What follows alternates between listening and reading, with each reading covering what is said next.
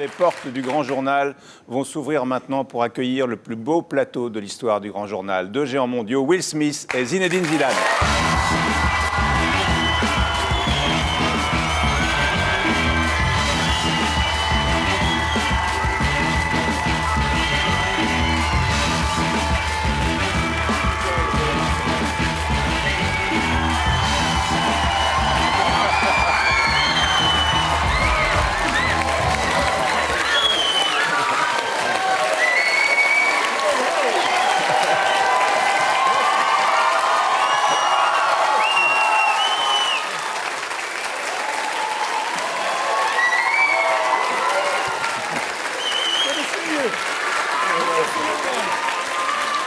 Alors Zinedine, vous êtes...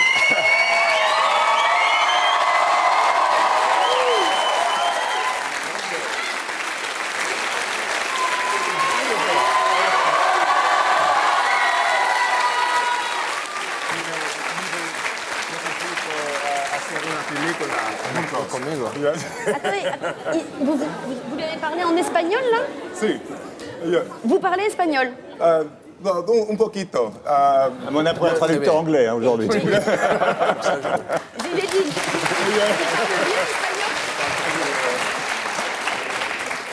En fait, vous arrivez tous les deux de Madrid. Hein. Presque. Ouais, Madrid. Exactement. My French isn't Mon français that good. n'est pas aussi bon que mon Et espagnol. pourquoi l'espagnol est très bon, alors? Yeah, well, quiero c'est-à-dire que- hablar otra language other than English. Une autre langue que l'anglais. C'est plus facile à apprendre l'espagnol que le français. Alors, on va parler de la sortie de ce DVD qui est exceptionnel, consacré à la vie qu'il est tout autant de Zinedine Zidane, à sa vie, à sa carrière. Il y a dans ce DVD tout ce qu'on aime de vous et que vous n'aimez pas dire parce que vous êtes très pudique. Et il y a tous les gens qui vous connaissent le mieux qui témoignent. C'est en gros la ligne de ce DVD de Stéphane Meunier, avec aussi bien entendu la partie sportive. On va y revenir ensemble tout à l'heure, je vous l'offrirai parce que je sais que vous êtes aussi fan de foot et voisin des Beckham à Los Angeles. Alors, le titre du film de Will Smith, il serait fait pour vous, mais l'histoire n'est pas faite pour vous, simplement le titre, Je suis une légende. Alors, le film sort dans 2 jours sur les écrans en France. Ça a été le plus beau démarrage aux États-Unis de tous vos films. Vous avez des succès, vous en avez collectionné autant que Zinedine en sport, et ça a été le plus beau démarrage. On a vu ce film, c'est exceptionnel, il repose que sur vos épaules. C'est l'histoire d'un homme seul dans New York qui est déserté. On est en 2012. Alors, moi, je pourrais le raconter, mais Zinedine ne l'a pas encore vu parce qu'il n'est pas encore sorti. Est-ce que vous pouvez lui raconter le film? It is the story of Eh bien, c'est l'histoire apocalypse. d'une espèce d'apocalypse qui arrive à New York. Il y a une cure qui a été créée pour une espèce de cancer, donc un traitement, un vaccin. Bon. Or, ce vaccin n'a pas marché et ça a créé un mutant qui a créé un autre virus qui a détruit 90% de la civilisation. En gros, c'est ça l'histoire. Ça vous donne envie, Zinedine? Oui, de toute façon, c'était prévu que j'aille le voir. Oui. Et c'est de la science-fiction absolue. Alors, vous avez tourné dans New York, qui est désert. Je crois qu'à un moment donné, vous avez bloqué la circulation le matin à New York dans des quartiers entiers. Et vous faisiez insulter ce qui vous est jamais arrivé. Vous avez même cru à un moment donné que votre deuxième prénom, c'était Fuck You.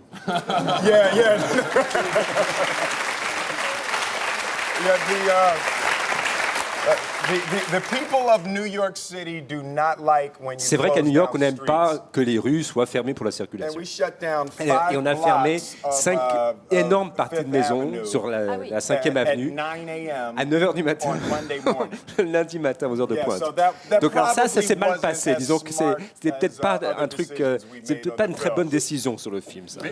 Est-ce qu'à l'image de ce personnage, vous avez fait presque une propre introspection sur vous? Parce que c'est vrai que vous êtes tout seul dans le film. Il y a certes une équipe, il y a une équipe technique qui vous entoure, mais est-ce que par moment vous aviez vraiment l'impression d'être seul et vous en aviez presque besoin pour interpréter ce personnage? Vous savez, ce film a complètement changé ma perspective justement sur la solitude.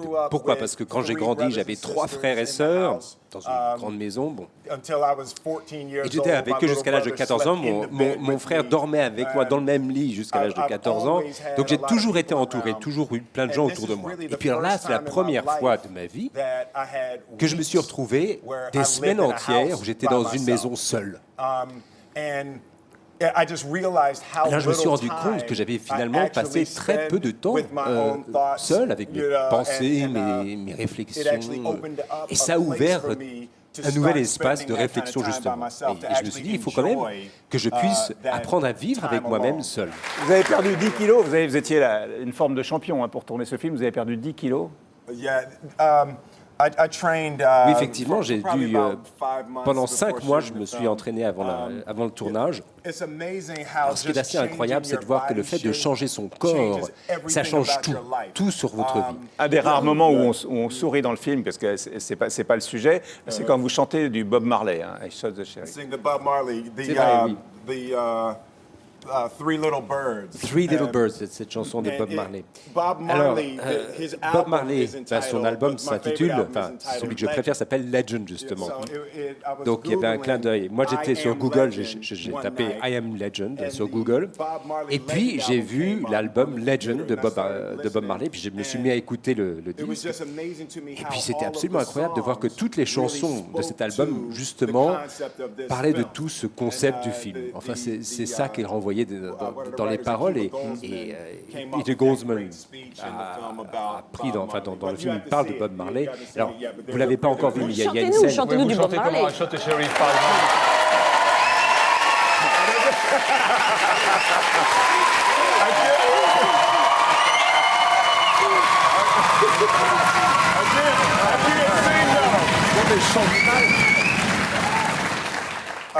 Listen, I can't sing, Vous savez, je ne sais pas but, chanter, hein. you know, I'm a performer. Moi, je suis un divertisseur, mais pas un chanteur. Don't worry about a thing, 'cause every little thing is gonna be all right. I don't know why I sound like Elvis. Ça ressemble un peu à du Elvis. The Elvis performer. Et maintenant, Zinedine va chanter la Marseillaise.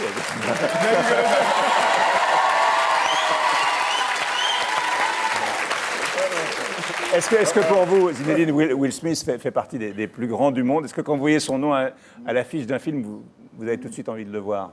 Oui, je pense qu'il donne envie justement d'aller voir ses films.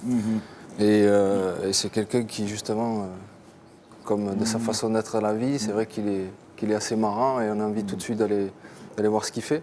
Et puis en plus, c'est vraiment toujours intéressant ce qu'il donne en fait. Si vous au étiez seul au monde, je pense qu'à tous, à un moment donné, on a dit tiens, si j'étais seul au monde, qu'est-ce que je ferais? Vous avez dit si j'étais seul au monde, j'aurais besoin d'un flingue parce que je me tirerais une balle dans le caisson. En gros, je traduis une de vos interviews. Et vous, Zinedine, que feriez-vous si vous étiez seul au monde? Je ne sais pas si je me tirais la balle, mais en tous les cas, je ne pourrais pas rester seul tout seul au monde. Yeah, it's you know, Là, vous savez, as an actor, it's en tant always- qu'acteur, it's fun 'cause c'est toujours marrant parce qu'on se pose ces questions. On dit qu'est-ce que je ferais si j'étais tout seul? Bon. I Et puis, je me suis rendu compte que finalement, l'espoir, c'est ça qui fait vivre les gens littéralement. C'est pour ça qu'on se réveille le matin. Et dans une situation où on enlève l'espoir, justement, où il n'y a plus d'espoir, où toute l'énergie vitale disparaît. Alors évidemment, à ce moment-là, sa raison d'être, de vivre, de se lever le matin disparaît aussi. Et là, je crois que ce serait vraiment très difficile comme situation. Vous pouvez jouer au foot avec faire des têtes avec Zinedine Zidane?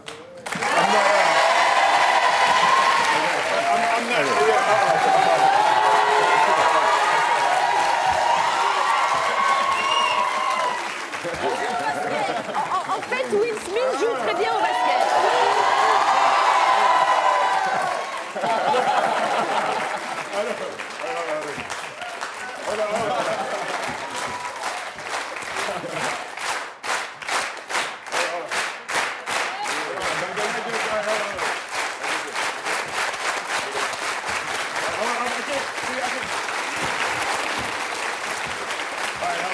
Here you go, here you go.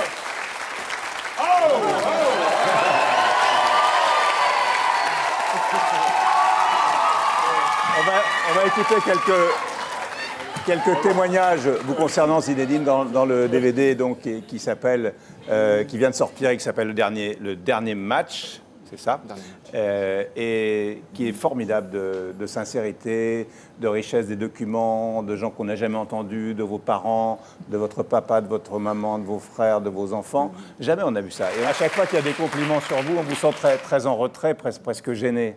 Ah, le mot héros, vous aimez pas, hein? Oui, enfin, forcément un petit peu, mais bon, de toute tous les cas, ça me touche de la part de David, parce que c'est vrai qu'on a partagé quand même pas mal de temps ensemble, et forcément, quand il dit un mot comme celui-là, c'est vrai que c'est touchant. Alors, on a une photo, c'est votre voisin, il habite près de chez vous à Los Angeles. On va vous voir avec David Beckham, Will Smith, et voilà. Et Victoria donc, c'est la Beckham. famille, Tom Cruise. Tous sont vos amis. They're not next door, but Ils ne sont pas exactement voisins, mais cette photo, c'était effectivement une soirée où on les avait invités justement pour leur souhaiter la bienvenue à Los Angeles. Et c'est vrai qu'on passe un peu de temps, depuis quelques mois on passe du temps ensemble, de temps en temps. C'est un couple génial, hein. J'aime beaucoup leur énergie, leur façon d'être, ils sont très positifs. Et ma femme est très belle. Là-dedans, regardez comme elle est belle.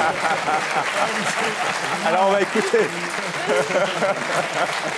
Ça fait longtemps que je ne suis pas à la maison, ils me manquent tous. Ça fait 2 semaines que j'ai pas vu ma famille.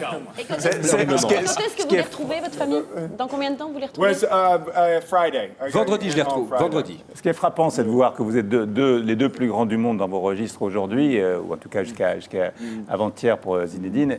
Et il y en a un qui est très introverti et l'autre très extraverti. Vous êtes très différents dans le comportement. Moi, je le suis en privé. En privé, je suis un peu comme lui. Oui. Alors,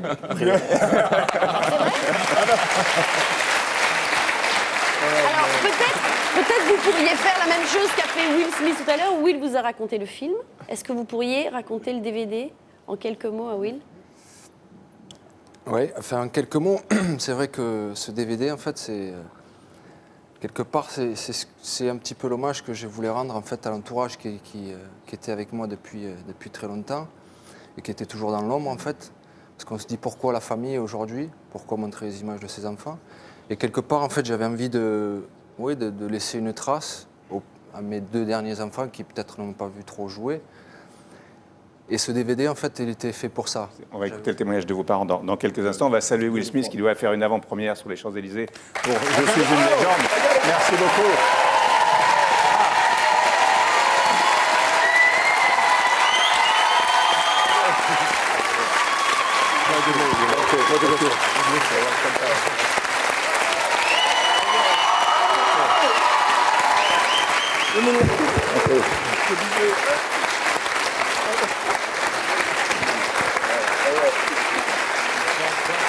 Thank you very much.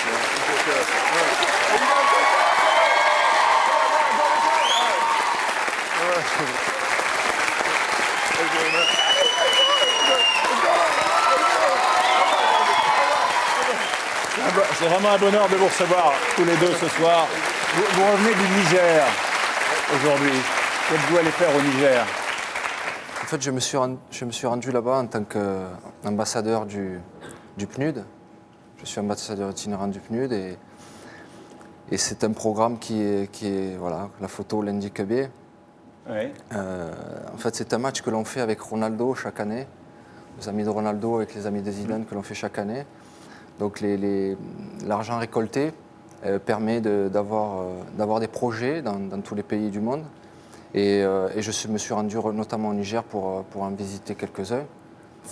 Et par la même occasion, j'en ai profité parce que j'ai mon fils Lucas qui a sa correspondante là-bas depuis 3 ans et qui me disait « Papa, ça serait bien d'aller voir la correspondante ». Et donc voilà, ce double objectif du voyage au Niger. Aujourd'hui, en fait, vous êtes ambassadeur de beaucoup de choses aujourd'hui, hein, beaucoup de choses humanitaires. Ouais, il y a ELA, de belles choses surtout. Et puis aussi, vous travaillez avec des entreprises comme Danone, comme Canal, avec lesquelles vous avez des liens très forts. Tout à fait. Et ce sont des gens avec lesquels vous avez créé des liens au fur et à mesure de votre carrière. C'est pas arrivé brutalement du jour au lendemain. Non, justement, c'est ce que vous le dites si bien. C'est vrai que ça s'est créé tout au long de ma carrière. Et c'est des gens qui sont depuis longtemps avec moi et qui vont perdurer depuis que je suis arrêté, ils sont toujours là. Mais je fais surtout aussi ce qui me plaît, quoi. C'est-à-dire que quand je me rends au Niger, c'est parce que j'en ai envie, c'est parce que je me réjouis en fait de visiter, d'aller sur le terrain, de visiter ce qui a été fait par ce match que l'on a mis en place. Mais vous appréhendiez quand même votre retraite il y a quelques mois.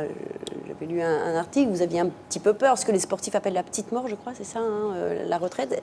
Comment ça se passe aujourd'hui? Certainement que va se passer aussi, mais en tous les cas, je ne regrette rien de ma décision. C'est vrai que le terrain aujourd'hui me manque, forcément. Mais bon, c'est bien, non, que le terrain me manque, mais je pense que ça sera... Enfin, c'est vrai que j'ai fait ça toute ma vie, depuis petit, donc forcément, arrêter brutalement, pendant 2 mois, presque 3 mois, c'est vrai que je n'avais même pas fait 10 mètres, je ne faisais plus rien. Donc forcément, bon, il y a quelque chose qui se casse.